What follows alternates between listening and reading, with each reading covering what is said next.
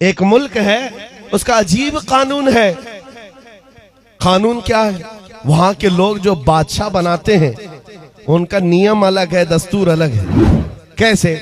सारे मुल्क के जो उस कंट्री के लोग हैं, वो उनके जो बड़े बड़े लोग हैं, वो सरहद पर जाकर खड़े हो जाते हैं उनके साल की पहली तारीख पर। और जो बंदा उनकी सरहद में सबसे पहले दाखिल होता है फजर में, उसको ताज पहना देते, उसको बादशाह बना देते। बादशाह बना देते, उसको लेकर के आते हैं, लेकिन उसको पहले बताते हैं कि साहब हमारे मुल्क का नियम है, जो हमारी कंट्री में सबसे पहले इस तारीख को आता है अजनबी, उनके गांव का नहीं, बाहर वाला, वो हमारा बादशाह होता है। और बादशाह पूछता है उसके बाद क्या करोगे? सबसे पहले वो बताते भी हैं कि साल भर तक बादशाह बनाएंगे, बस साल भर के बाद ये तारीख जो आज हमने ताजपोशी की है, जब आएगी हम जंगल में ले जाकर दरिंदों के पास छोड़ कर आएंगे। मंजूर है तो बादशाह बनो। छोड़ करके आएंगे, ये भी पक्की बात है, हमेशा का नहीं बनाएंगे, एक साल बस।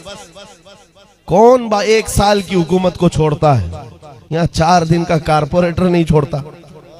मुल्क की हुकूमत किसी को मिल रही हो तो लोग आते थे और एक साल ऐश करते थे। और ये कौम, ये जो मुल्क है, यहाँ के बड़े लोग साल खत्म होते ही उसको उठाकर ले जाते और एक भयानक जंगल में छोड़ करके आते, जहां पहले वाले बादशाहों को भी जानवर खा गए, वो दरिंदों के हवाले हो जाता था।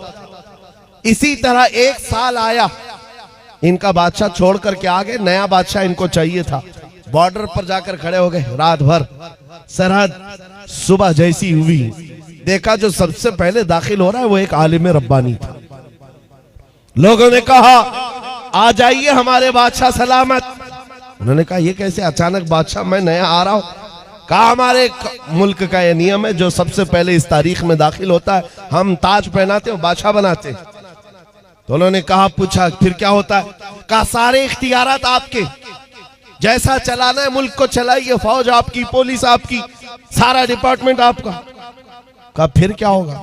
कहा साल भर के बाद हम जंगल में ले जाकर छोड़ देंगे। साल खत्म होने के बाद बादशाह भी गई, मंजूर है तो आप बनिए, नहीं तो फिर दूसरे का इंतजार करेंगे। उस आलिम रब्बानी ने कहा मंजूर है, बन जाता हूं। ताज पहनाया, बादशाह बनाया और बड़े धूमधाम से उसको लाया और तख्त पर बिठाया और सारे कर्रों पर और शान के साथ फौज भी, वजारत भी, सब बट गई। सारी चाबियां खजाने की नए बादशाह के हाथ में। लेकिन ये नया बादशाह जो आया, इसने क्या किया? सबसे पहले दूसरे ही दिन कहा सारे मेरे बड़े वजीर सामने आ जाए। जब आए तो कहा मेरी ख्वाहिश है कि मैं वो जंगल देखना चाहता हूं जहां तुम छोड़ कर आते हो। साल भर के बाद जहां छोड़ करके आते हो वो जंगल मुझे पहले दिखाओ। बादशाह की ख्वाहिश है, एहतराम करना है, जो बादशाह कहेगा उस पर अमल करना है।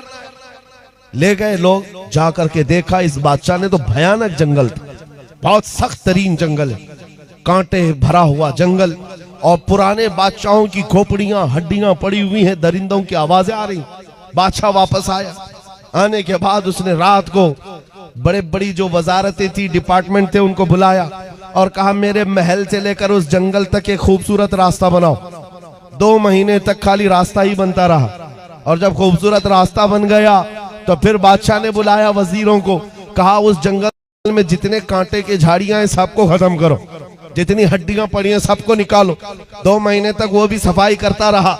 उसके बाद फिर 4 महीने गुजर गए तो बादशाह ने कहा यहाँ पर फूलों के दरख्त उगाए जाएं, खुशबूदार पौधे बसाए जाएं, और वो भी कर दिए गए। फिर बादशाह ने कहा मेरी ख्वाहिश है कि यहाँ एक अच्छा महल बनाया जाए।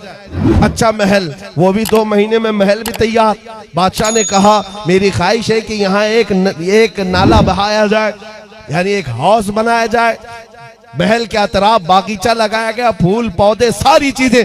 ये बादशाह कुछ किया ही नहीं, साल भर वो महल ही बनाता रहा। जहां ये लोग छोड़ के आने वाले थे उसको बदल ही डाला। रास्ता भी अच्छा, महल भी खूबसूरत, सब कुछ बनाया। अभी 8 दिन बाकी थे, रोज इंतजार कर रहा था कि कब साल खत्म होगा, मैं जाऊंगा, छोड़ करके आएंगे। छोड़ करके आएंगे तो अच्छा ही है, जो साल भर किया था इसने। साल खत्म होने के बाद जो डेट आई नए बादशाह के इंतखाब की, कोई आ ही नहीं रहा। इसने बुलाया, कहाँ है जिम्मेदार लोग जो बादशाह चुनते हैं, मुझे उठाओ जंगल में छोड़ाओ, नया बादशाह ले आओ। सारे आए, कहा बादशाह सलामत, हमारा नियम बदल गया है, हमारा कानून बदल गया। बादशाह ने पूछा क्या हुआ? कहा अब आप हमारे हमेशा के बादशाह, हमेशा के बादशाह हैं। इस बादशाह ने पूछा क्यों? इससे पहले सिर्फ 1 साल की वैलिडिटी थी, अब हमेशा का क्यों? लोगों ने कहा अब तक जो आते थे बेवकूफ थे, अय्याशी करते थे और चले जाते थे, उनको पता होता था कि कहां जाना है फिर भी अय्याशी करते। पहला अक्लमंद बादशाह हमने देखा जो इस कुर्सी पर बैठकर जहां जाना है वहां की तैयारी कर रहा था। इसलिए हमने सोचा हकीकत में वही बादशाह होता है।